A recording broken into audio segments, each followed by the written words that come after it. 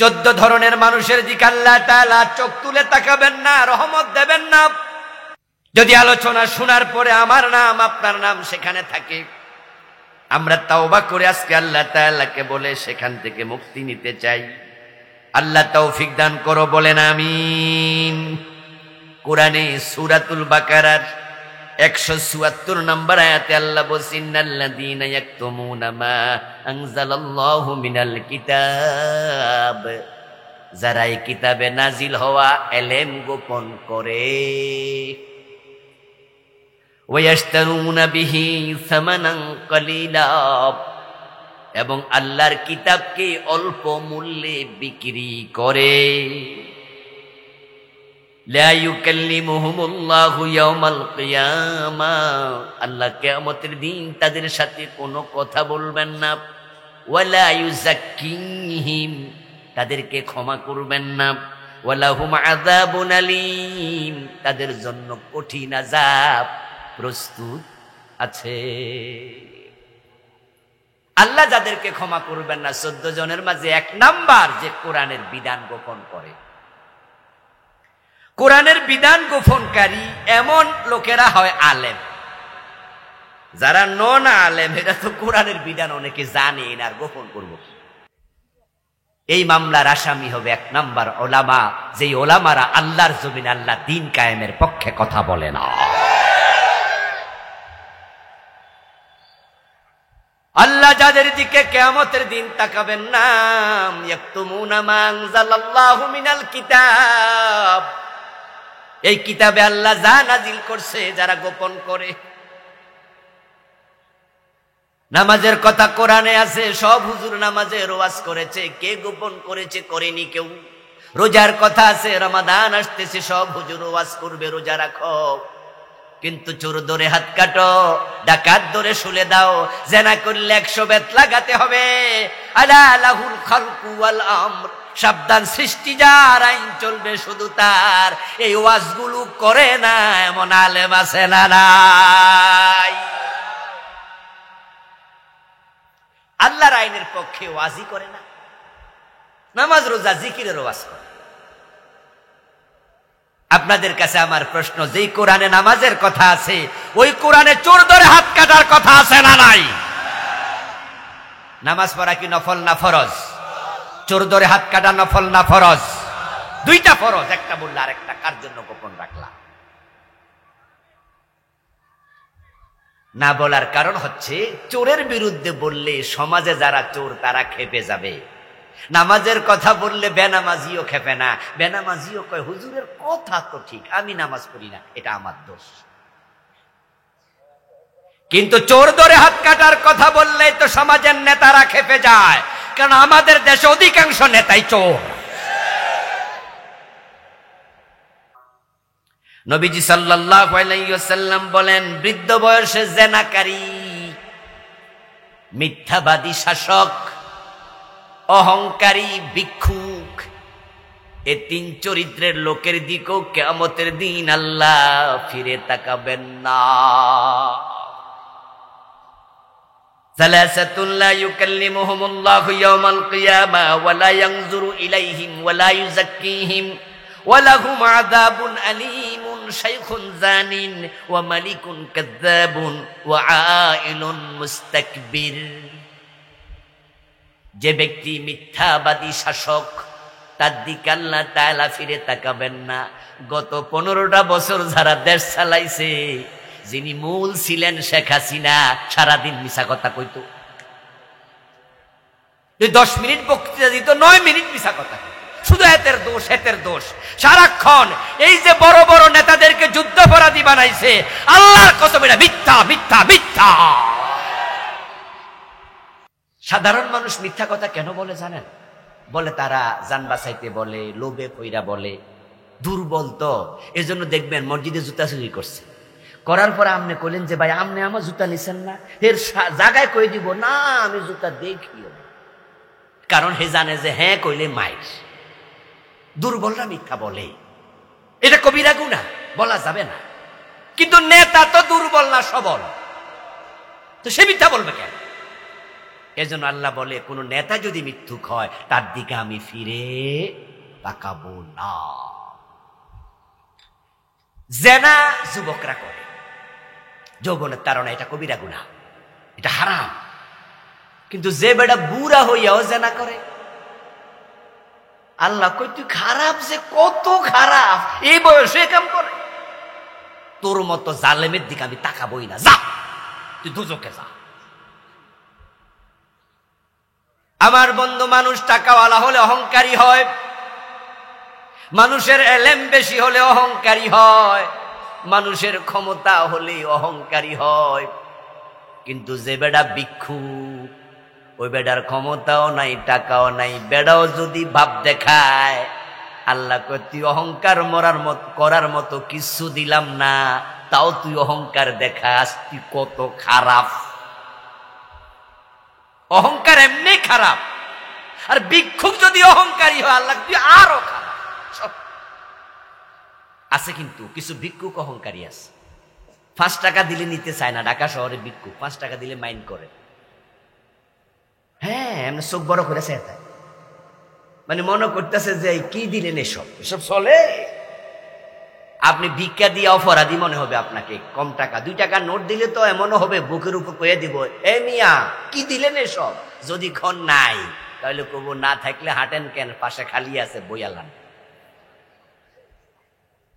নিতে চাইবে না। এসব চলে নাকি? অহংকার দেখায়, ভাব দেখায়। আল্লাহ তাআলা তাকাবেন না যারা দান করে খোটা দেয়। এই অপরাধী আজকের মাঠেও আছে, এটা আমাদের ভিতরে ঢুকে যায়। নাউযুবিল্লাহ, আল্লাহ ক্ষমা করো। قال رسول الله صلى الله عليه وسلم ثلاثة لا يكلمهم الله يوم القيامة المنان الذي يعطي شيئا إلا منه। রাসূল বলে 3 ব্যক্তির দিকে আল্লাহ তাকাবেন না, তাকে পরিষ্কার করবেন না, পবিত্র করবেন না, কথা বলবেন না। যে ব্যক্তি কিছু দেওয়ার পর মানুষকে আবার খোটা দিয়ে বসে। খোটা দিলে আল্লাহ নারাজ হয় কেন? কারণ হচ্ছে আপনি যা দিলেন এটার মালিক মূলত আপনি না, আল্লাহ। ইমাম আবু হানিফা রাহিমাহুল্লাহ যখন কাউকে কোনো কিছু দিতেন, তখন তিনি বলতেন যে তুমি আল্লাহর প্রশংসা করো, আমি তোমাকে দেই নাই, দিয়েছেন তিনি, আমি জাস্ট বন্টন করছি। রাসূল নিজেও বলতেন ইন্নামা আনাল কাসিমু ওয়াল্লাহু ইউতি। যখন তিনি দিতেন বলতেন আমি বন্টনকারী, মূলত দাতা কে? আমরা মায়ের পেট থেকে যখন এসেছিলাম তখন সাথে তো আমাদের কাপড়টাও ছিল না, টাকা পয়সা তো দূরের কথা। আজকে যে আমার পকেট থেকে আমি শত শত টাকা, 1000 টাকা, লাখ টাকা দিচ্ছি, এই পকেটে এই টাকাটা মূলত আমাকে দিয়েছে কে? তো আমাকে আল্লাহ দিলে আল্লাহ তার একজনকে দিয়ে খোটা কিসের? এজন্য কখনো খোটা দিবেন না। এখন খোটা দেয়া থেকে বাঁচবেন কেমনে? আপনার পাশের বাড়ির লোক গরিব মানুষ, তাকে আপনি কিছু দিয়েছেন, একটা রিক্সা কিনে দিলেন, একটা গাই গরু কিনে দিলেন, সে আলহামদুলিল্লাহ আপনার টাকা পাইয়া রিক্সা চালায়, আপনার গাই গরু কিনে দুধ বিক্রি করে সংসার চালায়। কিছুদিন পরে আপনি মেম্বারি নির্বাচন করছেন, তখন আপনি দেখেন যে হে আপনারে ভোট দেয় না, পাশে আরেকজনের দেয়। তখন কিন্তু আপনাকে শয়তান মনে করিয়া দেবে, এই তুমি তারা ডাইকে আইনা কও, এই বেটা রিক্সা কিনে দিছে কেডা? আমরা মানুষ তো, যার কারণে দেখা যায় যে আমরা কাউকে কিছু দিলে সে যদি আমাদের সাথে ভালো ব্যবহার না করে, তখন খোটা দেওয়ার একটা প্রবণতা এটা অন্তরে তৈরি হয়। এটা থেকে বাঁচবেন কেমনে? কেমনে বাঁচবেন? কঠিন খুব। বাঁচার জন্য আমি একটা ফর্মুলা বলি, আল্লাহ যেন আমাদের মানার তৌফিক দেয়। সেটা হচ্ছে আমরা কাউকে কিছু দিলে আমরা ভুলে যাব। ওয়ালা তামনুন তাস্তাকসির, সূরা আল মুদ্দাসসিরে প্রিয় নবীজি আল্লাহ যে বললেন শুরুর দিকে, তার মাঝে একটা অর্ডার ছিল ওয়ালা তামনুন তাস্তাকসির। ও প্রিয় নবী, আপনি কাউকে ফিরে পাওয়ার আশায় কোনো দান করবেন না, বরং যাকে দান করবেন তার পক্ষ থেকে কোনো ফিডব্যাকের আশা মনে রাখবেন না। বরং আপনি ভুলে যান, তাকে দিচ্ছেন এটা মনে রাখাই দরকার নাই। মানুষের একটা স্বভাব আছে, স্বভাবটা খুব জঘন্য স্বভাব, কিন্তু সেটা হচ্ছে উপকার করিলে ক্ষতি করে। এটা অভ্যাস মানুষের। এই অভ্যাসটা যবে করে দেবেন, আপনি কমপক্ষে করবেন না। তো আপনি দেওয়ার সময়ও মাথায় রাখেন, যারে দিছি হে আমার ক্ষতি করব, তাই বলে দেয়া বন্ধ করা যাবে না। কুনতুম খায়রা উম্মাহ উখরিজাত লিন্নাস, আপনাকে আল্লাহ বানাইছে মানুষের জন্য।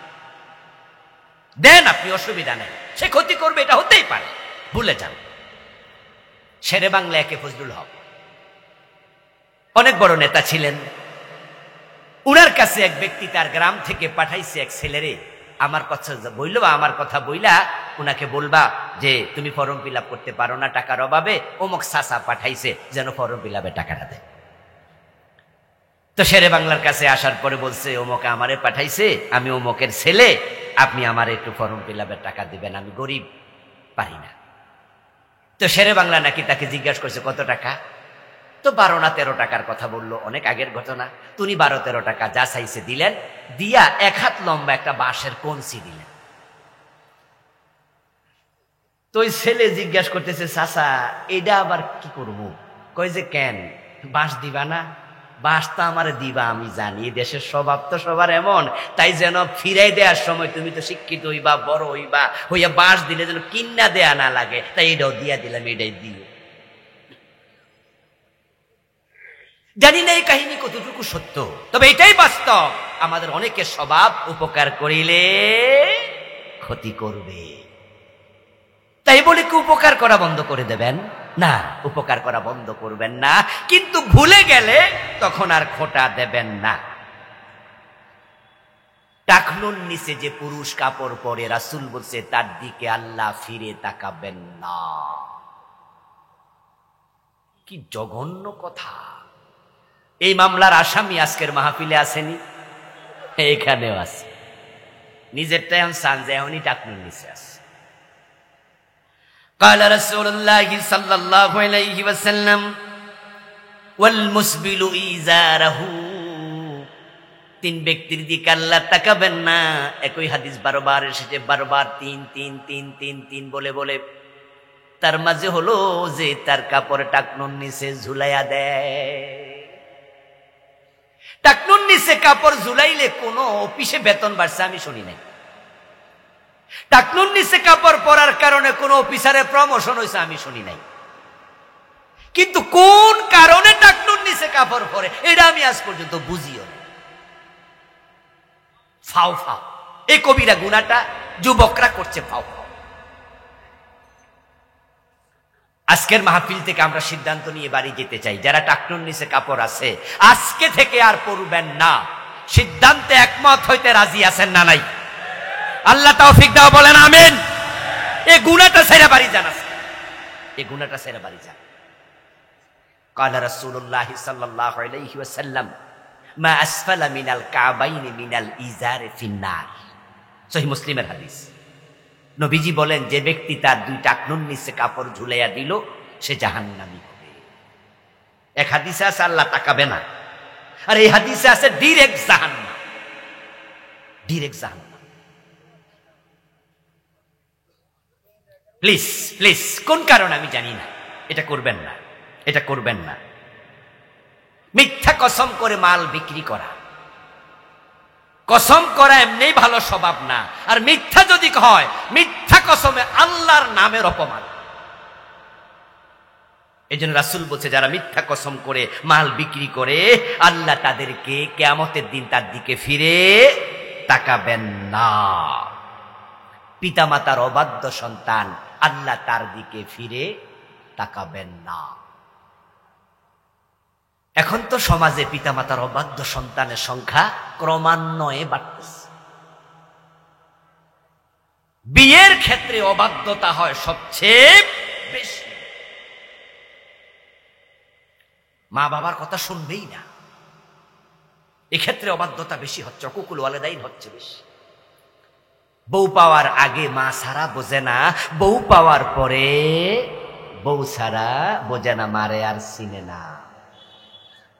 শুধু বউয়ের কথা শুনে মায়ের সাথে কথা বলা বন্ধ 1 মাস, এমন জালেম সন্তানও আছে। মায়ের খোঁজ নিলা না 1 মাস। মা যদি তোমার মাত্র 6 ঘন্টা খোঁজ না নিত, ওই বাল্যকালে তোমার নিউমোনিয়া হতো প্রস্রাবে থেকে, টয়লেট পায়খানার উপর থেকে। বরং তুমি আমি যখন ঘুমিয়েছিলাম শীতকালে, মা একটা হাত আমাদের পাছার উপরে, পিঠের উপর দিয়া রাখছে, যেন প্রস্রাবটা করলে আগে মায়ের হাতে ভিজাটা লাগে, মা যেন বোঝা আমার ছেলে প্রস্রাব, যেন ওই সামান্য ক্ষণ 1 মিনিটও যেন তুমি প্রস্রাবে শুয়ে থাকা না লাগে। যদি মাত্র 2 থেকে 3 ঘন্টা 4 ঘন্টা প্রস্রাবে শুয়ে থাকতা, শীতে তোমার জ্বর আসতো, নিউমোনিয়া হতো। মা তোমাকে 6 ঘন্টা খবর না নিলে তুমি বাঁচা কষ্ট, আর 1 মাস মায়ের খবর নেয় না। অবাধ্য হইও না মা বাবার। হুমা জান্নাতুকা ওয়া নারুক।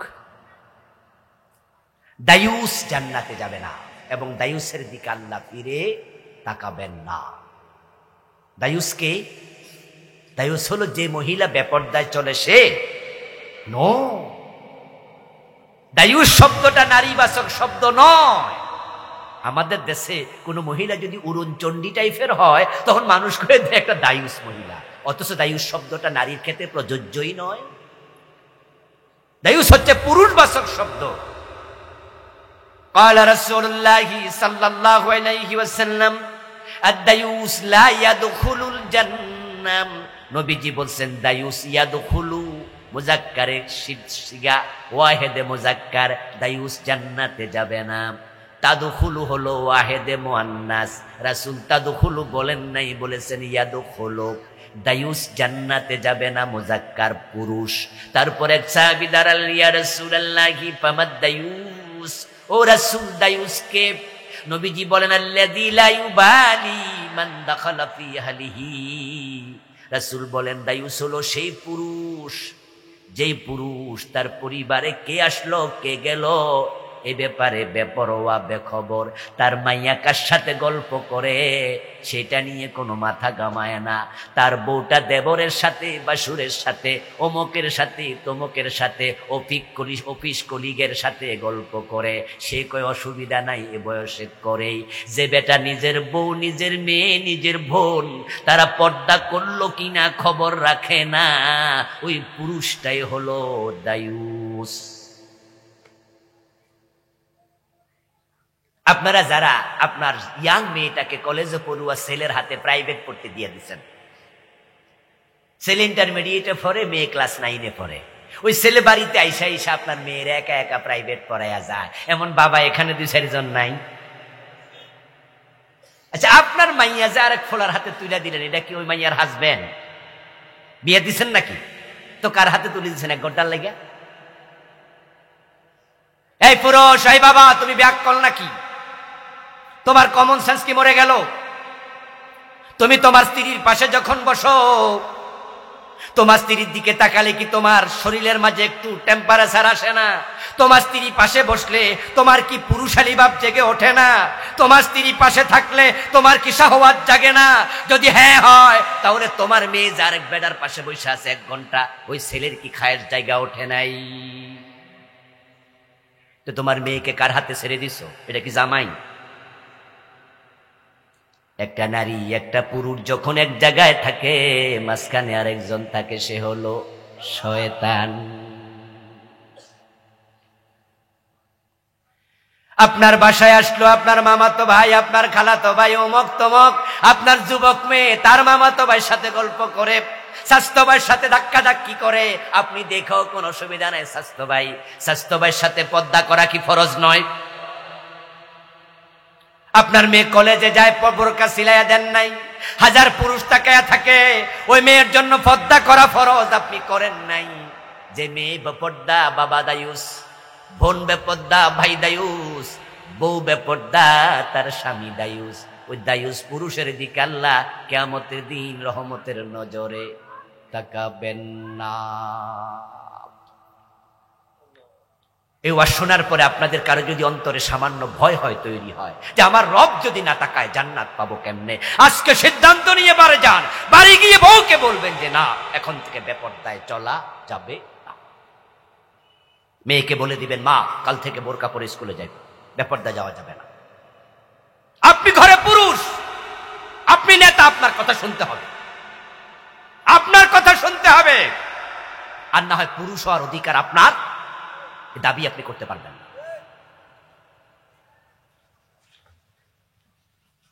পুরুষের বেশ যে নারী ধারণ করে, যেই পুরুষ নারীর বেশ ধারণ করে, ওই নারী ওই পুরুষকে আল্লাহ কিয়ামতের দিন জান্নাত দেবেন না, তাদের দিকে রহমতের নজরে তাকাবেন না। কিছু কিছু নারী আছে পুরুষের মতো চলে, সাত গায়ে দেয়, চুল কাইতে এত ছোট করে, পিছন দিয়ে তাকাইলে বুঝাই যায় না ছেলে না মেয়ে। আবার কিছু কিছু ছেলেও আছে মেয়েদের মতো ছুরি হাতে দেয়, কি মনোহরদি নাই, কান ফোরায় আসেনি? এমন বখাটে দেখলে না আমার রাগ ওঠে। যদি আমি সেনাবাহিনীর অফিসার হইতাম, আর এখন বিভিন্ন জায়গায় তো টহল আছে, এরকম সামনে ফাইলে আমি ব্যাট দিতাম। পুরুষ মানুষের নাক ফোরায়, কান ফোরায়, আজীব হাতে চুরি দিচ্ছে, মহিলাদের মতো চলছে। ঢাকা বিশ্ববিদ্যালয়ে পিএইচডি করতে যখন আমি গেছি, 2013-তে আমার পিএইচডি কমপ্লিট হয়। এর আগে 4 বছর সেখানে যেতাম আসতাম। একদিন আমি আমাদের লাইব্রেরির সামনে, ইউনিভার্সিটি লাইব্রেরির সামনে বসে বসে খেচুরি খাচ্ছিলাম, জোহরের নামাজ পড়ে আবার অফিসে কাজ, লাইব্রেরিতে কাজ। তা আমি বসে বসে টেবিলে বাহিরে কিছু দোকান আছে, বসে বসে খেচুরি খাচ্ছি। এর মাঝে দেখি সামনে, আমার সামনে বরাবর দাঁড়ানো, ওই দিকে ফিরে এক ভদ্রলোক ছাত্র চা খাইতেছে, এক হাতে চা খাচ্ছে বোঝা যায়, ওইদিকে ফিরে আর এক হাতে বিড়ি টানতেছে, বিড়ির ধোঁয়া এভাবে লারে বোঝা যায়, ধরেন আমার থেকে 10-12 হাত দূর। তা আমি একটু অবাক হয়ে তাকালাম যে হায় রে, একসাথে বিড়িও খায় চাও খায়, এরকম কাম ইউনিভার্সিটি পরে কি যে মজা পাচ্ছে, বিড়ি টানে একবার, চা টানে আর একবার। তা আমি মনে মনে ভাবছি, এই ছাত্র তো কদিন পরে ম্যাজিস্ট্রেট হবে, সে তো কদিন পরে টিউনো হবে, এরা তো বড় বড় মেধাবী, দেশে বড় বড় চেয়ারে যাবে, এই ভোলা যদি চেয়ারে বসে জাতির জ্বালাই ছাড়বো, ঠিক না? এর মাঝে দেখিও ভদ্রলোক ওদিক থেকে আমার দিকে ফিরছে, দক্ষিণ দিকে ফিরা ছিল, আমিও দক্ষিণ দিকে, উনি উত্তর দিকে ফিরছে। ফিরার পরে দেখি এটা একটা মাইয়া। আমি তো কই সারছে কাম, ভাবলাম কি আর ফাইলাম কি, যে মাইয়া মানুষ, কারণ তার শার্ট গায়ে চুল কাটা, বুঝতে পারিনি পিছন দিয়ে এটা মেয়ে। আবার বিড়ি খাইতেছে, মেয়ে মানুষ, কল্পনাও তো করিনি। যারা মেয়ে হয়ে ছেলের মতো, ছেলে হয়ে মেয়ের মতো চলবে, রাসূল বলছে কিয়ামতের দিন আল্লাহ ফিরে তাকাবে না, কারণ তোমাকে মেয়ে বানিয়েছেন, ছেলে বানিয়েছেন কে? আল্লাহর নিজামকে, আল্লাহর শৃঙ্খলাকে তুমি বৃদ্ধাঙ্গুলি দেখিয়েছ। সাবধান। এই জন্য দুনিয়া হচ্ছে মাজরাআতুল আখিরাহ, এটা আখিরাতের শস্য ক্ষেত্র। আপনি ক্ষেতের মাঝে ধান গাছ লাগাইলে কি গম হবে? আলু লাগাইলে কি অন্য কিছু, বেগুন হবে? আপনি লাগাবেন যেটা, পরবর্তীতে ফসলও পাবেন সেটা। আল্লাহ তাআলা কোরআন মাজিদে বলছেন, ওয়ালা ইউজলামুনা ফাতিলা ওয়ালা ইউজলামুনা নাকিরা, যে মানুষ দুনিয়াতে যে যা করে তার রেজাল্ট পাওয়ার ক্ষেত্রে সে সামান্য পরিমাণ জুলুমের শিকার হবে না। আল্লাহ তাআলা মানুষের কোন নেক আমল কখনো নষ্ট করেন না। যে যে আমল করবে, আল্লাহ তাআলা কোরআন মাজিদে বলেন, আমি সব আমল লিখে রাখি। কুল্লা শাইইন আহসাইনাহু কিতাবা, আমি সবকিছু লিপিবদ্ধ করি। লিখলে একটা সুবিধা আছে, আল্লাহ তো এমনি কিছু ভুলেন না, আবার লিখেন। আর আমরা যারা মানুষ মাঝে মাঝে কিন্তু আমরা ভুলে যাই, কিন্তু যেটা লিখা থাকে ওইটা কিন্তু আর ভুলা হয় না। আপনি এবং আমি দুনিয়ায় যা করব, আল্লাহ তাআলা বলছেন, ইন্না লা নুদিউ আজরাল মুহসিনিন আজরাল মুসলিহিন, যারাই ভালো কাজ করবে, একটা সামান্য ভালো কাজ কোনো ভালো মানুষের আমি আল্লাহ কখনো নষ্ট করবই না। সে যা করবে ওমান ইয়ামাল মিসকালা যাররাতিন খায়রান ইয়ারা, মিসল একবারে সামান্য পরিমাণ, যাররা মিসকালা যাররা, যাররা মানে পরমাণু, অণু, যেটা খালি চোখে দেখা যায় না, ওই পরিমাণ ভালো কাজ করবেন আপনি পাবেন। আবার যারা অপরাধ করবে, সামান্য পরিমাণ অপরাধ করলে সেটাও সে দেখতে পাবে, যদি আল্লাহ ক্ষমা না করে। তাহলে আমার এই 3-4-5 মিনিটের বক্তৃতা আমি যেটা বোঝাতে চাইলাম সেটা হচ্ছে আপনার দুনিয়ার উপর আখেরাত নির্ভর করবে।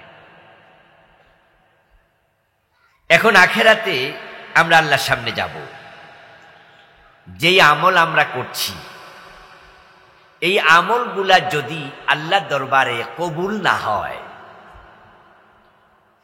তাহলে এই আমল দিয়ে কিন্তু মুক্তি মিলবে না। কবুল হলেই আপনি রেজাল্ট পাবেন, যত নেক আমল আপনি করছেন। কিন্তু কবুল হলো না, তাহলে তো আল্লাহর কাছে এর বিনিময়ের আশা করা যায় না। এখন আমাদের আমলগুলো কবুল হওয়ার মান মতো আমরা করতে পারছি কিনা।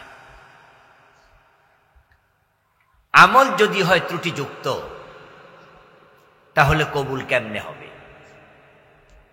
আপনি নামাজ পড়ছেন, কিন্তু নামাজে আপনার মন নাই, নামাজ থেকে মন বাহিরে চলে গেছে। তো হাদিসে পাওয়া যায়, ব্যক্তি যখন নামাজে দাঁড়ায় তখন আল্লাহ তাআলা তার দিকে তাকাই থাকে। তো আপনার দিকে আমার দিকে আল্লাহ তাকিয়ে আছেন, আর আমি নামাজে দাঁড়াইয়া আমার মন পাঠাই দিছি বাজারে। তখন আল্লাহ তাআলা বলেন যে, তাহলে বোঝা গেল তোমার কাছে আমি আল্লাহর সাথে সংলাপের চেয়ে আমার ইবাদত একনিষ্ঠভাবে করার চেয়ে বাজারের গুরুত্ব বেশি। আল্লাহ তাআলা এই নামাজটার কেন নেবেন? এটা তো ত্রুটিযুক্ত হয়ে গেল। আপনি নামাজ পড়ছেন ঠিক, কিন্তু আপনার কাপড়ের মাঝে হারামের সংশ্লেষ আছে, কেনা কাপড়ে হারাম টাকা আছে। নামাজের জন্য 13টা শর্ত, 13টা ফরজ আর কানা হাকাম। 13টা ফরজের মাঝে 3টাই হলো পবিত্রতা। 1 নম্বরে শরীর পাক, 2 নম্বরে কাপড় পাক, 3 নম্বরে নামাজের জায়গা পাক। এখন আপনার শরীরে রক্তে আছে হারাম, সুদের টাকায় আপেল খাইছেন, আঙ্গুর খাইছেন।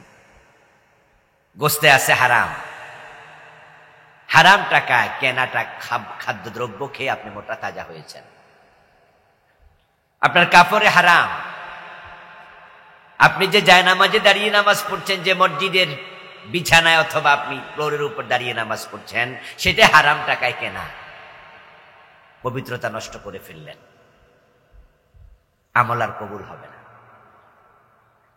قال رسول الله صلى الله عليه وسلم من اشترى ثوبا ب10 دراهم فيه درهم حرام لم يقبل الله له صلاته ما دام عليه। নবীজি বলেন, যে ব্যক্তি 10 দিরহাম দিয়ে একটি কাপড় কিনেছে, 9 দিরহাম হালাল, 1 দিরহাম হারাম, ওই 1 দিরহামের কারণে যতই নামাজ পড়ুক, ওই কাপড় পরে 1 রাকাত আল্লাহর কবুল করবেন না। আমরা সবাই জানি নামাজ জান্নাতের চাবি। হাদিসে আছে, তিরমিজির হাদিস, যদিও হাদিসের মান জয়ীফ, কিন্তু আছে। এখন এই যে নামাজ পড়ে আপনি জান্নাতের চাবি অর্জন করবেন, চাবি খুঁজছেন, এখন আপনি হারাম খান, সুদ খান, গোশ খান। নবীজি তো বলছেন, লা ইয়াদখুলুল জান্নাতা লাহমুন নাবাতা মিন সুহুত ওয়া কুল্লু লাহমিন নাবাতা মিন সুহুতিন ফাকানাতিন নারু আওলা বি। যেই দেহটা হারাম খাইয়া মোটা তাজা হলো, ওই দেহ আল্লাহর জান্নাতে প্রবেশ করতে পারবে না। আপনি জান্নাতের চাবি পাইয়া লাভ কি? জান্নাতে ঢোকার অনুমতি তো নাই, হারাম খাইছেন। এই জন্য আমাদের নামাজ, আমাদের রোজা, আমাদের হজ, আমাদের যাকাত, এই আমলগুলো দিয়া আল্লাহর জান্নাত পাওয়া খুবই জটিল। আল্লাহর জান্নাত পাওয়ার জন্য যেই উপযোগী আমল প্রয়োজন, সে উপযোগিতার মাঝে যথেষ্ট ঘাটতি বিদ্যমান।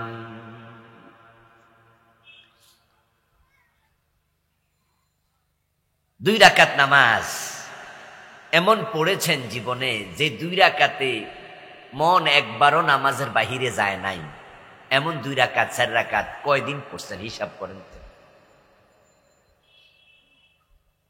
আমি নিজেও মাঝে মাঝে চেষ্টা করি যে আজকের নামাজে যেন মন নামাজের বাহিরে না যায়, পরিকল্পিতভাবে দাঁড়াই।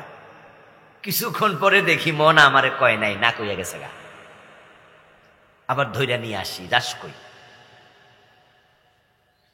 এই যে নামাজে দাঁড়ানোর পরে আল্লাহ আমার দিকে তাকিয়ে আছেন, আর আমি আল্লাহকে এখানে রেখে আরেক জায়গায় মন পাঠাইয়া দিলাম।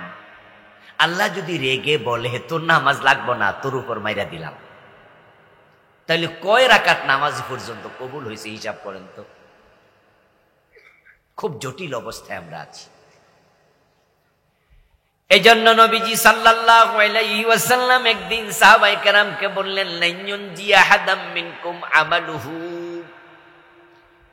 তোমাদের যে আমল তোমরা করো, কারো আমল তোমাদেরকে নাজাত দেবে না। নাজাত পাওয়ার জন্য যে রকম আমল করা দরকার এটা তোমরা করতে পারবে না। তোমাদের আমলগুলো ত্রুটি যুক্তই হয়, ত্রুটি মুক্ত কম।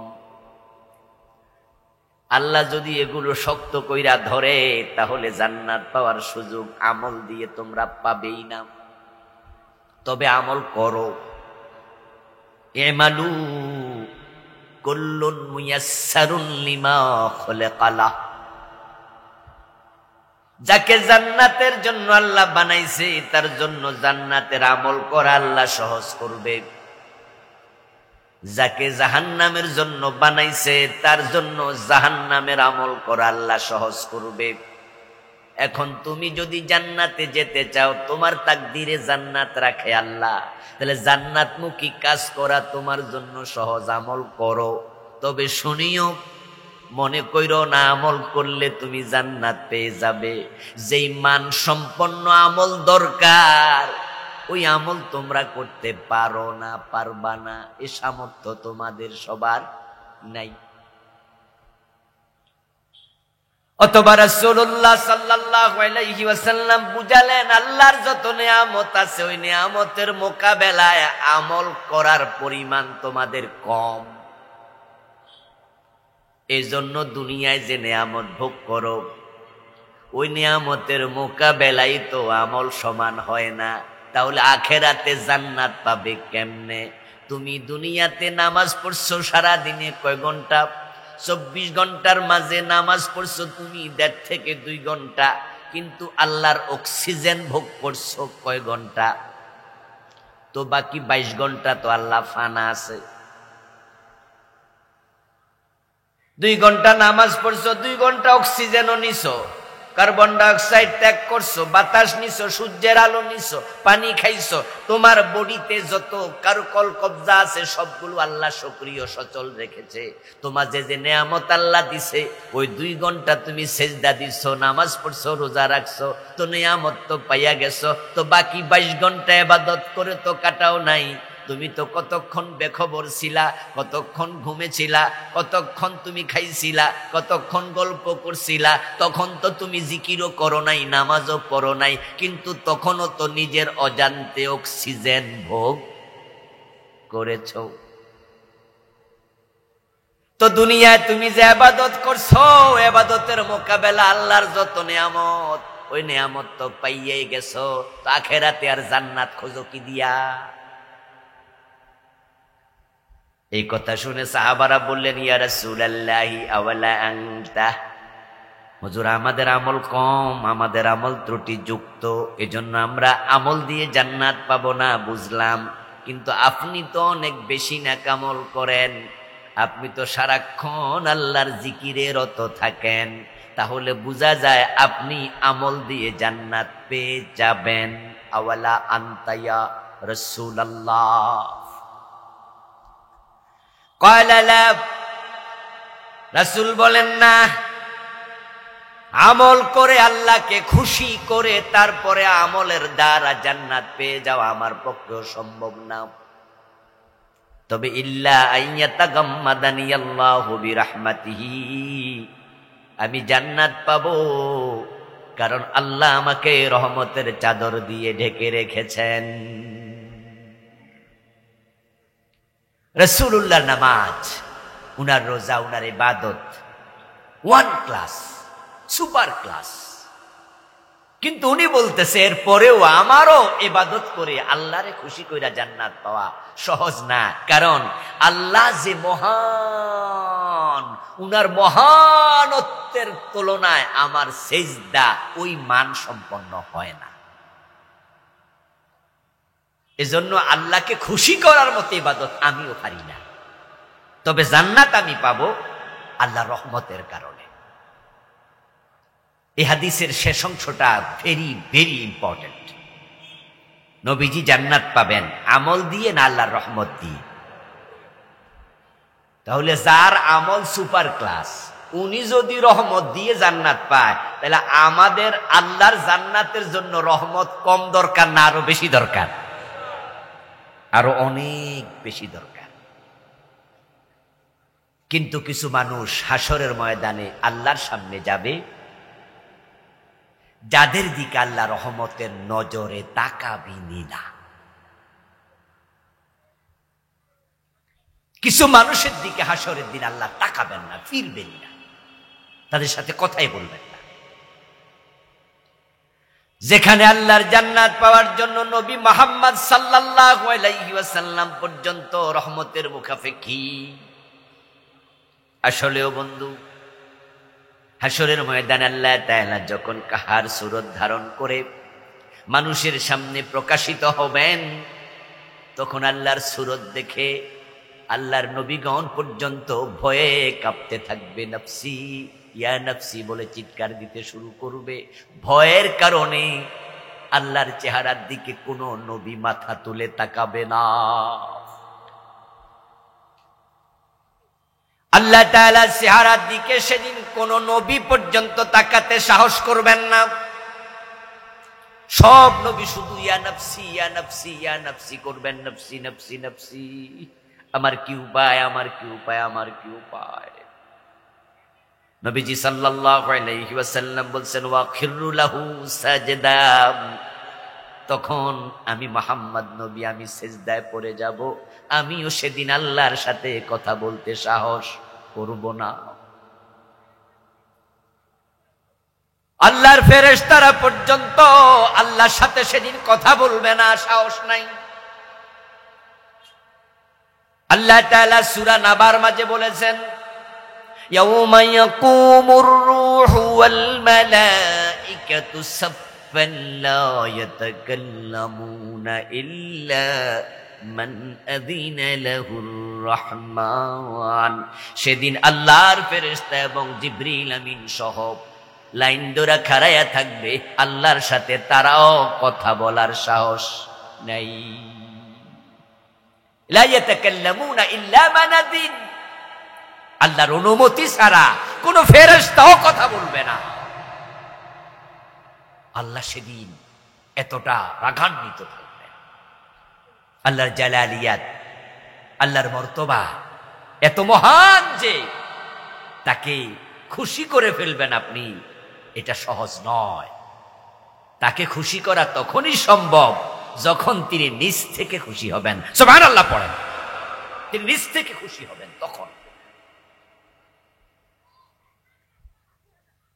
ইব্রাহিম আলাইহিস সালাম ছোট্ট বয়সে বাড়ির পাশের টিলার উপরে বসে আল্লাহকে খুঁজতেছিলেন। কোরআন ইব্রাহিমের অনুসন্ধান আল্লাহ নিজে বলছেন। তিনি দেখলেন যে সূর্য উঠেছে, চন্দ্র উঠেছে, তারকা উঠেছে, লম্বা কাহিনী আছে। তিনি আল্লাহকে খুঁজতে গিয়ে বললেন এই তারকা বুঝি আমার রব? পরে বলেন না আমার রব না। তারপরে চাঁদ দেখে বললেন চাঁদ বুঝি আমার রব? তারপরে বলে না এটা ডুবে গেছে, আমার রব না। তারপরে সকালে সূর্য দেখে বলেন হাদা রব্বি হাদা আকবার, এটা বড়, এটা আমার রব। কিন্তু সূর্য যখন ডুবে গেল, ইব্রাহিম নবী তখন বলছেন লা ইন লাম ইয়াহদিনি রব্বি লাআকুনান্না মিনাল কওমিদ দাল্লিন, আমার রব যদি আমাকে পথ না দেখায় আমি পথ খুঁজে পাবো না।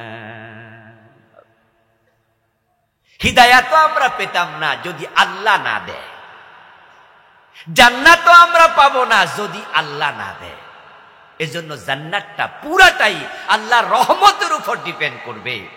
এখন আল্লাহর রহমত পাওয়ার জন্য আমাদেরকে কিছু ওসিলা ধরতে হবে, কিছু ভালো কাজ করতে হবে, কিছু আমল করতে হবে। কোরআন হাদিস যেটা বলে সেটা মানতে হবে। আর মানার সময়ও চিন্তা থাকবে এই যে মানতেছি এটা দিয়ে জান্নাত মিলে যাবে তা না, বরং এটা মাইনা আমি আল্লাহরে খুশি করতে চাই, তিনি যেন রহমত দিয়া জান্নাত দেয়। সুবহানাল্লাহ। কনসেপ্ট যেন ক্লিয়ার থাকে ইসলাম মানার ক্ষেত্রে। কনসেপ্টে ভুল হলে খবর আছে। শয়তানের অহংকার শয়তানকে শেষ করে দিছে। এখন আপনি তাহাজ্জুদ পড়া যদি আপনি মনে মনে ভাবেন আমি যে তাহাজ্জুদ পড়ি বেহেশত আল্লাহ আমারে না দিয়া আর কারে দিব, তাহলে আপনি শেষ। আর আপনি চুরি কইরা ডাকাতি কইরা যদি আপনি মনে মনে ভাবেন মদ খাইয়া যে আমি যে মদ খাইছি আমার জায়গা দোজখেও নাই। কিছু মানুষ কয় না যে আমি যে অপরাধ করছি বেহেশত দূরের কথা আমার জায়গা কই জাহান্নামে আমার জায়গা নাই, আমি খুব খারাপ মানুষ, আল্লাহ তুমি আমারে মাফ না করলে আমার উপায় নাই। অহংকারী আবেদের চেয়ে অনুতপকারী পাপিষ্ঠ আল্লাহর কাছে প্রিয়। অহংকারী আবেদ আল্লাহর কাছে ঘৃণিত, অনুতাপকারী পাপী আল্লাহর কাছে পছন্দের। কনসেপ্টটা ক্লিয়ার লাগবে। এখন আমাদের দেশে যারা একটু ভালো ইবাদত করে তারা কিন্তু অন্যের তুলনায় নিজের কি মনে করে জান্নাতি জান্নাতি, এটা ভাব ফ্লেভার নিজের মাঝে। এজন্য দেখবেন যে কিছু আলেম ওলামাও আছে অমুক কাফের তমুক ফাসেক, কাফের ফতুয়া দিতে 1 সেকেন্ড দেরি করে না, ঠিক না? ও বুঝে কি তো বুঝে কি, মানে সব আমি বুঝি। ভাব এমন যে জান্নাতে শুধুমাত্র যাইতে পারতেছি না মন না মইরা মরলেই বেহেশত নিশ্চিত। মানে ভাবসাব হলো বেহেশত আল্লাহ আমারে না দিয়া আর কারে দিবে। ও দোস্ত বড় সাবধান, ইবাদত করো আমল করো কিন্তু জান্নাত পাবে আল্লাহর রহমতের কারণেই। তাই রহমতের আচরণ যেন তিনি করেন, তাই কিছু এমন কাজ করো কারে আল্লাহ কোন সিলায় জান্নাত দেয় তা বুঝা বড় কঠিন। আবার আল্লাহ কখন কারে ধরে তাও বুঝা বড়ই কঠিন। তাই ফারুক আযম ওমর রাদিয়াল্লাহু তাআলা আনহু বলতেন আল ঈমানু বাইনাল খাউফি ওয়ার রাজা, ঈমান হলো ভয় এবং আশা দুটার মাঝখানে। আপনি আল্লাহর উপরে বিশ্বাস রাখেন, ভরসা রাখেন এবং মনে মনে বলেন আমার রব এত মহান, তার মতো গাফফার কেউ নাই, রহমান নাই। এজন্য আশাবাদী যতই গুনাহ আমি করি তিনি হয়তো আমারে ক্ষমা করে দেবেন না। আমার মতো একজন নগান্ড, একজন নগণ্য নাখান্দা এই ছোট্ট মানুষটারে দোজখে দিয়ে আল্লাহর তো কোনো লাভ নাই। আমি আশাবাদী আমি জান্নাতে যাব ইনশাআল্লাহ আল্লাহর রহমতে। এই হলো একটা সাইড। আর একটা হলো যদি আল্লাহ আমারে দোজখে ফালাইয়া দেয় তাহলে কেন ফালাইলা এ প্রশ্ন করার ক্ষমতা কারো নেই। ও দোস্ত কনসেপ্ট ক্লিয়ার রেখে সামনে যান। আল্লাহকে খুশি করার জন্য কিছু ভালো কাজ চালান। নবীজি সাল্লাল্লাহু আলাইহি ওয়াসাল্লাম মেরাজের রাতে জান্নাতে ঢুকলেন। قال رسول الله صلى الله عليه وسلم دخلت الجنة ورأيت فيها رجلا يتقلب। আমি জান্নাতে ঢুকেছি, জান্নাতে ঢুকে দেখি এক ব্যক্তি জান্নাতে চলাফেরা করছে। ফেরদাউসে গিয়ে তাকে দেখলাম, দারুল নাইমে গিয়ে তাকে দেখলাম, দারুল কারারে গিয়ে তাকে দেখলাম। ৮ স্তরের জান্নাত, যেখানে যাই সেখানেই সে হাজির, হাঁটতেছে, চলছে। পুরা জান্নাত তার জন্য খুলে দেয়া। আমি জিবরিলকে প্রশ্ন করলাম, এই লোকটা পুরা জান্নাতে ঘুরে, আল্লাহ সব জান্নাতে হাঁটার তৌফিক তারে দিছে, অনুমতি দিছে, নিশ্চয় সে অনেক বড় বড় নেকামল করে আসছে। আমি জানবো এবং উম্মতকে এগুলো শোনাবো, আমার উম্মত যেন তার মতো জান্নাতে ঘুরতে পারে। ও জিবরিল, বলো তো কি কি নেকামল লোকটা করেছে? জিবরিল আমিন বলেন, ইয়া রাসূলুল্লাহ, সে দাখালাল জান্নাতা ফি শাজারাতিন কাতাহা আন যাহরিত তারিকি তুযিন নাস। আপনি ভাবছেন অনেক বেশি নেকামল করছে, তা না, বরং মানুষের চলাচলের রাস্তায় একটা গাছ ছিল, যেই গাছটা রাস্তার মোড়ে থাকার কারণে অপরিচিত পথিক রাতে চলতে গিয়ে মাঝে মাঝে হোঁচট খাইয়া ব্যথা পাইতো। ওই লোকটা সিদ্ধান্ত নিল এই গাছটা কেটে রাস্তা পরিষ্কার করে দেই, মানুষ কষ্ট পাবে না। রাস্তা ক্লিয়ার করে দিয়েছে মানুষের জন্য। আল্লাহ খুশি হইয়া এই ছোট্ট আমলের কারণে পুরা জান্নাত খুলে দিছে। কি আশ্চর্য হাদিস! এই সামান্য কামে এটা হয়ে গেল। নবীজি সাল্লাল্লাহু আলাইহি ওয়াসাল্লাম বলেন, আল্লাহর এক বান্দা বনি ইসরাইলের খুবই পাপিষ্ঠ ছিল। মরার আগে সন্তানদেরকে ডাক দিয়া কয়, সন্তানেরা, আমি যে খারাপ মানুষ, আল্লাহ আমারে ফাইলেও উপায় নাই, এমন আযাব দেবে দুনিয়ার কাউকে দেয় নাই। তাই আমি যখন মরে যাব তখন আমারে মাটি দিস না, বরং জ্বালায়া ফোড়াইয়া ছাইগুলো রেখে দিবি। যেদিন বেশি বাতাস বইবে বাতাসে ছেড়ে দিবি, যেন আমার ছাই এক জায়গায় না পড়ে। আর মনে মনে ভাবে, তাহলে আমারে কবরেও ফাইতো না, মাইরও দিতে। বুঝের ঘাটতি, কিন্তু আল্লাহকে ভয় করে। সন্তানেরা বাবার কথা শুনলো, মরে গেল, লাশ পোড়াইল, প্রচন্ড বাতাসের দিন ছাইগুলো বাতাসে ছেড়ে দিল।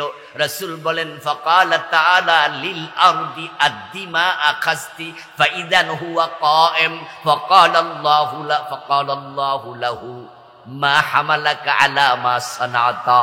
যখন তার চামড়া, তার দেহ, তার মাংস জ্বলে পুড়ে ছাই হলো, ছাই হওয়ার পরে জমিনের পৃষ্ঠদেশে মিশলো, আল্লাহ জমিনকে বলো, ও জমিন, আমার বান্দার দেহের অংশগুলো আমারে ফিরাইয়া দে। তখন আল্লাহর অর্ডারে ওই লোকটা আবার জীবিত হইয়া আল্লাহর সামনে দাঁড়ালো। আল্লাহ এবার তাকে বলে, তোর হিসাব নিকাশ পরে হবে, আগে তুই বল, তুই ফোলা মাইয়ার এই কথা কইলি কেন? তুই তো জানস মুসলমান মারা গেলে মাটিতে দাফন করে, তুই তোরে ফোরাইতে কইলি কেন? মা হামালাকা আলা মা সানাতা, এই কাজ কেন করলি হেডা ক। তুই মদ খাইছ, মানুষ মারছ, চুরি করছ, ডাকাতি করছ, এটি ফরে, আগে হেডা ক। ওই লোকটা জবাব দে, মিন খাশিয়াতিকা ইয়া রব, আল্লাহ তোমার মায়ের ডরে। অতটুকু বলার সাথে সাথে আল্লাহ বলে, যে আমার এত ভয় পায় আমি তাকে কেমনে মারি, যা তোকে জান্নাত দিয়ে দিলাম। এতে খুশি। ও বন্ধু, 100 মানুষ খুন কইরা জান্নাত পাইছে, এমন হাদিস আছে না নাই? শুধু একটা কুত্তারে পানি খাওয়াইয়া চরিত্রহীন নারী জান্নাত পাইছে বনি ইসরাইলের, সেটাও হাদিসে আছে। এই হাদিসগুলো পড়ার পরে মনে হয় আল্লাহর রহমত যদি পাইয়া যায় তাহলেই সারে। কিন্তু আবার যখন আদমের দিকে তাকাই, নবী ইউনূসের, তখন টেনশনে আর ঘুম হয় না। আদমের মতো নবী, যাকে আল্লাহ নিজ হাতে বানায়া ফেরেশতা দিয়া সিজদা করাইছে, ওই আদম নবী জান্নাতে আল্লাহর কয়টা কথা শুনে নাই? কাপড় চোপড় আছে না খুললা নিছে, খুলে নিয়ে গেছে।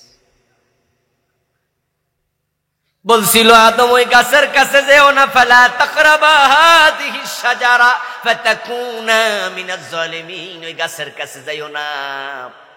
আদম হাওয়া গেছে, সাথে সাথে জান্নাতের পোশাক আল্লাহ কাইরা নিয়ে গেছে, ল্যাংটা বানাইয়া দিছে।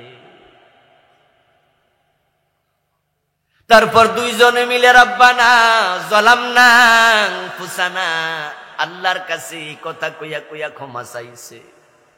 আল্লাহ ক্ষমা করছে, কিন্তু জান্নাতে থাকতে দেয় নাই। দুইজনকে কই যাও গা বেরিয়ে যাও, দুনিয়ায় যাও। এই কাহিনী আল্লাহ কোরআনে শুনায়া আমাদের বুঝায়, তোমাদের বাবা আদম, তোমাদের মা হাওয়া আমার একটা কথা শোনে নাই। আমি জান্নাতের কাপড় খুইলা রাইখা দিছি, জান্নাত থেকে বের করে দিছি, আর তোমরা ডজন ডজন গুনাহ কইরা আমার জান্নাতে আসবা, স্বপ্ন দেখা লাভ নাই। ইউনূস আলাইহিস সালাম আল্লাহ মাছের পেটে 40 দিন বন্দী করছিল। মাছের পেটে গিয়া ইউনূস নবী বলছে, লা ইলাহা ইল্লা আনতা সুবহানাকা ইন্নী কুনতু মিনাজ জালিমিন। আল্লাহ, আমি জুলুম করছি, অন্যায় করছি। ইউনূস নবী কোন অন্যায় করছিল? তাফসীর পড়ুন। ইউনূস আলাইহিস সালাম বড় কোন অন্যায় করে নাই, সামান্য সামান্য ভুল। আল্লাহ কাউকে কাউকে সামান্যর জন্য ধইরা বসবে, উপায় নাই। ইউনূস আলাইহিস সালামের নবুয়তের এলাকা ছিল ইরাকের নিনুয়া নামক অঞ্চলে, ফোরাতের এই তীরে।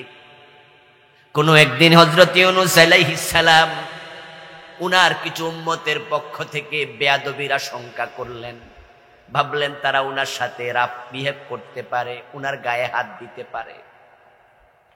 এই আশঙ্কা করে ইউনূস আলাইহিস সালাম নিজের আত্মসম্মান বাঁচানোর জন্য, জীবন রক্ষার তাকিদে তিনি নিনুয়া নামক এলাকা থেকে ফোরাতের ওই তীরে চলে যাওয়ার জন্য নৌকায় উঠছে।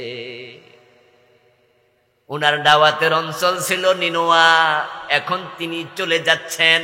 উনাকে সে অঞ্চলে দায়িত্ব দিছে কে? তো আল্লাহর সাথে পরামর্শ করা কি দরকার নাই? কিন্তু উনি তাড়াহুড়া করতে গিয়া আল্লাহর সাথে পরামর্শ করতে মনে নেই। উনি আল্লাহকে বলতে পারতেন, আল্লাহ, আমার উম্মতের ওই লোকেরা তো আমারে মারার জন্য নাকি লাঠিসোঁটা নিয়ে আইতাছে, এখন আপনি কি বলেন, আমি কি মাইর খাইয়া থাকবো নাকি একটু চলে যাব? কিন্তু আল্লাহরে না জিগাইয়া রওয়ানা দিছে, নৌকার মাঝে উঠছে। আল্লাহ কই, ইউনূস কোথায় যাও? অনুমতি নিছ? যাইতে পারবা না, মাছের পেটে।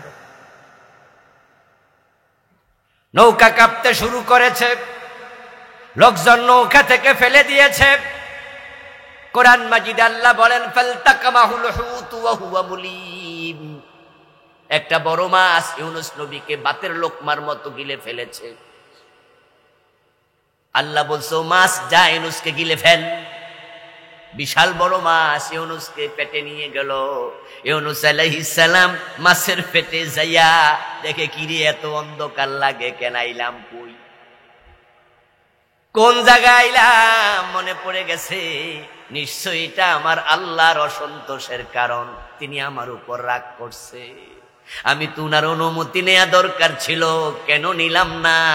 এজন্য মাছের পেটে তিনি বলতেছে, লা ইলাহা ইল্লা আনতা, তুমি ছাড়া কোনো ইলাহা নাই, সুবহানাকা, তুমি পুত পবিত্র, ইন্নী কুনতু মিনাজ জালিমিন, আল্লাহ আমি জালেম, আমি ভুল করছি। এ দোয়ার নাম কি? এটা আমরা কখন পড়ি? কথা কয় না ভাইয়েরা, কখন পড়ি? বিপদে পড়লে পড়ি। কিন্তু গত 15 বছর যারা দেশ চালাইছে তারা খুব বিপদে আছে এখন, কিন্তু দোয়াও পড়তে পারে না, কারণ যার ব্যাপারে দোয়া, এর নামও কি? খুব বিপদে আছে। বিপদে হইয়া যার দোয়া পড়বে ডক্টর ইউনূস বইয়া রয়েছে, কি মুসিবতে আছে, দোয়া পড়ার সুযোগ নাই। ইউনূস আলাইহিস সালাম মাছের পেটে দোয়া পড়লেন। আল্লাহ তাআলা বললেন, যাও মাফ করে দিলাম, মাছ যা বমি করে দে। ইউনূস নবীকে বমি করে দিল। কোরআন মাজিদ আল্লাহ তাআলা এবার কি বলেন শুনুন, ফালাউলা আন্নাহু কানা মিনাল মুসাব্বিহিন লালাবিসা ফি বাতনিহি ইলা ইয়াউমি ইউবাসুন। ইউনুস যদি মাছের পেটে দোয়া না পড়তো, নিজেকে জালেম বলে স্বীকৃতি না দিত, আমার তাসবিহ না পড়তো, মাছের পেটে ইউনুসকে আমি কিয়ামত পর্যন্ত বন্দী করে রেখে দিতাম। আল্লাহর নাম রহমান, আল্লাহর নাম আবার জব্বার, কাহ্হার। কার সাথে কোন আচরণ করে বলা যায় না। এই জন্য 2 রাকাত নামাজ পড়া রমজানে রোজা রাইখা জান্নাতি জান্নাতি ভাব দেখাইয়েন না। এমনও হতে পারে ছোট্ট একটা অপরাধে আল্লাহ জাহান্নামের মাঝখানে ফেলে, বলা যায় না। একজন সাহাবী যুদ্ধের মাঠে শহীদ হয়ে গেলেন। আল্লাহর হাবিবের কাছে একজন সাহাবী এসে খবর দিলেন, ইয়া রাসূলুল্লাহি ফুলানুন কাদ উস্তুশহিদা, হুজুর অমুক আজকের যুদ্ধে শহীদ হয়েছে। আর যার ব্যাপারে খবর দেয়া হলো, লোকটা রাসূলুল্লাহর খাদেম ছিল, রাসূলের খেদমত করত। যখন বলল ইয়া রাসূলুল্লাহ অমুক আজকে শহীদ হয়ে গেছে, নবীজি সাথে সাথে বললেন, কাল্লা قد رأيته في النار بعباءة قد غلها। অসম্ভব, তুমি কও সে শহীদ হয়েছে, আমি তাকে জাহান্নামে দেখে এসেছি। যুদ্ধের মাঠে আজকে সে যুদ্ধ করছে, শহীদ হয়ে গেছে, অসম্ভব। শহীদ তো জান্নাতি হয়, শহীদরা শহীদ হওয়ার সাথে সাথে জান্নাতে চলে যায়, আর তাকে আমি জাহান্নামে দেখেছি। কোন কারণে? রাসূল এবার ব্যাখ্যা করছে, বিআবাআতিন কাদ গাল্লাহা, যে একটা যুদ্ধের গনিমতের মাল থেকে সে একটা চাদর চুরি করেছিল। ওই একটা চাদর চুরি করাতে আল্লাহ তাকে জাহান্নামে ফেলে দিয়েছে, শাহাদাত কবুল করে নাই। যুদ্ধের মাঠে মারা যাওয়ার পরও শাহাদাত কবুল হয় না। আল্লাহ কারে কেমনে ধরে, কারে কেমনে ছাড়ে, মুঠেও খাওয়া যায় না। এই জন্য আল ঈমানু বাইনাল খাউফি ওয়ার রাজা, সাবধান থাকেন প্রিয় ভাইয়েরা। এখন যে আল্লাহর রহমত ছাড়া জান্নাত পাওয়া যাবে না, হাসরের ময়দানে আল্লাহ তাআলা কিছু মানুষের দিকে তিনি ফিরে তাকাবেন না। আর হাসরের দিন আল্লাহ যাদের দিকে ফিরে তাকাবেন না তারা কারা? আমি 14 ধরনের মানুষের কথাই বইতে লিখেছি। আমার লেখা আখেরাত নিয়ে বইটা, ওহিরায়নায় পরকাল, 500-র উপরে হাদিসে বইতে আমি এনেছি, 400 পৃষ্ঠার বই, অনেক বড় বই। আখেরাতের একবারে ঝকঝকা কনসেপ্ট আমি এর মাঝে তুলে ধরেছি, আলহামদুলিল্লাহ। আমি 14 ধরনের মানুষ আপনাদেরকে হাদিস থেকে এখন শোনাবো, যাদের দিকে আল্লাহ তাকাবেন না মানে রহমত পাবে না। আর যারা রহমত পাবে না তারা জান্নাত পাবে না। খুব জটিল হয়ে যাবে সে। এই 14 ধরনের মানুষ আপনি কিনা, আপনার নাম আবার সেখানে আছে কিনা, এটা একটু খুঁজবেন। আল্লাহ না করুক যদি আমাদের কারো নাম সেখানে থাকে, এখন তাওবা করে ভালো হওয়ার সুযোগ আছে না? আমরা ওখান থেকে আল্লাহ থেকে বলে নাম কাটায় নিতে চাই। আপনি যদি রাজি হন, আল্লাহ রাজি হয়ে যাবে 1 সেকেন্ডে। আপনি রাজি হবেন যে অপরাধ আমি আর করব না, আল্লাহ ক্ষমা করতে 1 সেকেন্ডও দেরি করবে না। আল্লাহ এবং রাসূল তো রহমান রহিম, দুইজনের নামের সাথে রাহা মিম জড়িত। যখন মক্কা বিজয় হলো, আল্লাহর হাবিব তখন বললেন যে আজকের এই দিনে আমি তোমাদের সকলকে ক্ষমা করে দিলাম। আনতুম তুলাকা, তোমরা সবাই ক্ষমাপ্রাপ্ত। লা তাসরিবা আলাইকুমুল ইয়াউম, আজকে আমি কোনো প্রতিশোধ নেব না। ইল্লা ফুলানান ফুলানান ফুলানা, তবে হ্যাঁ অমক অমক অমক, তাদের ক্ষমা নাই। হাইসু ওয়াজাদতুমুহুম ফাকতুলুহুম, ও আমার সাহাবারা, এই যে কয়টা নাম বলছি ওদেরকে যেখানে পাও সেখানে কতল কর। নবীজি যাদেরকে ক্ষমা করলেন না তাদের মাঝে একজন ছিল ইকরামা ইবনে আবি জাহল, আবু জাহেলের ছেলে ইকরামা।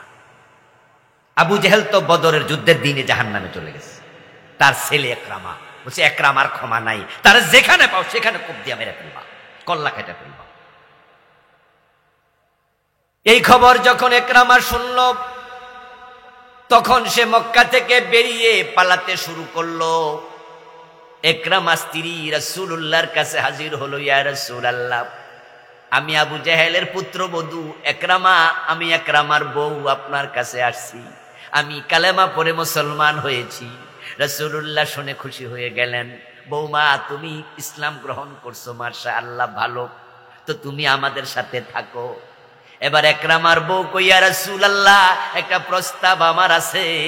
যদি আবু জেহেলের ছেলে একরামা, যার ক্ষমা নাই আপনি ঘোষণা করছেন, যদি সেও কালেমা পড়তে রাজি হয়, আপনি কি তাকেই ক্ষমা করবেন না? আমার রাসূল মুখের উপরে বলে দিলেন, কালেমা পড়লে সেও ক্ষমা পেয়ে যাবে।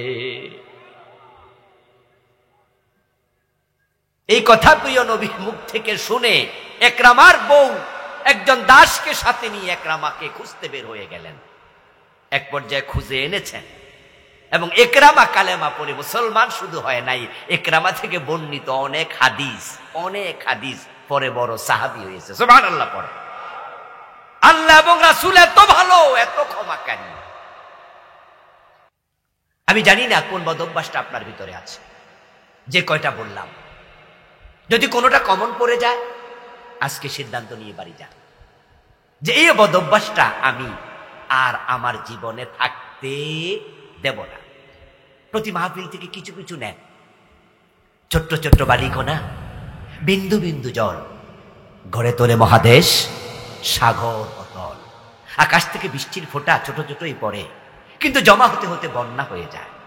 ফুল থেকে মৌমাছি সামান্য সামান্য মধু নেয়, নিয়ে জমা করতে করতে 3 কেজি 2 কেজি হয়ে যায়। প্রতিটা মাহফিল থেকে সামান্য সামান্য নেবেন, আমলে পরিণত করবেন, আল্লাহ আপনার কলবকে তাকওয়া দিয়ে ভরপুর করে। বলেন ইনশাআল্লাহ, সবাই বলেন ইনশাআল্লাহ। রমজান